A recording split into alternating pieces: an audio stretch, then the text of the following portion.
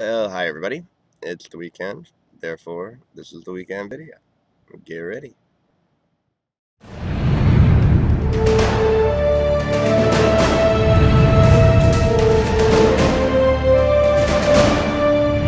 So, as I often do, I usually a phone call or something said on the internet kind of gives me an idea of what I want to talk to and about or talk about in my video.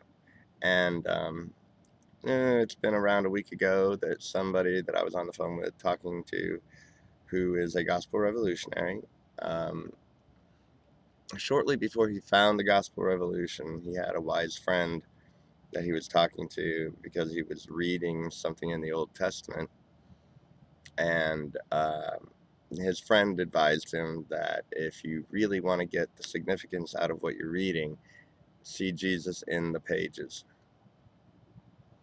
And that was enlightening to that gentleman, and is probably and definitely probably a significant part of his journey in finding the gospel.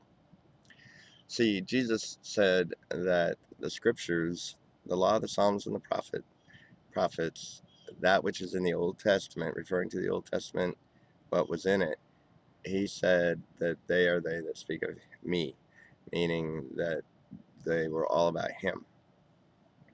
And so to get the significance of what's going on in any particular part of the Old Testament, if you realize that they're all about Jesus and not about you, then you can get the meaning and see how it was foretelling the Jesus to come.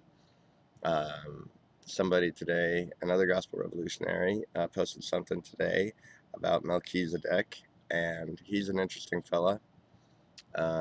There's no recorded beginning or ending to his life, and he is very much considered a foreshadowing of Jesus Christ being our high priest. Melchizedek was spoken about in Genesis, and then in Psalms it was prophesied that Jesus would be a high priest forever after the order of Melchizedek.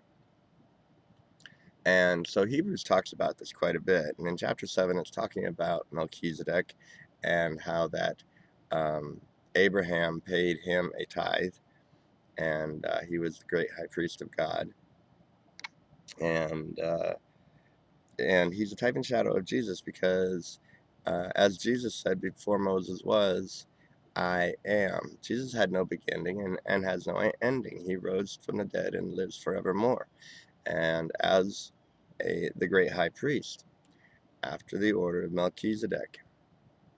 Now it's interesting, in Hebrews chapter 7, it talks about how that uh, according to the law, the tithe was paid to Levi, meaning the priests of the tribe of Levi, and but that their tithe, in essence, was really paid by Abraham to Melchizedek, and because Levi was in Abraham.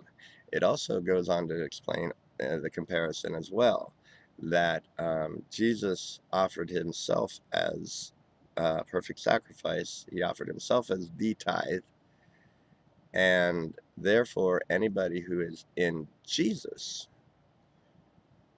is also blessed like Levi was blessed through the tithe of Abraham.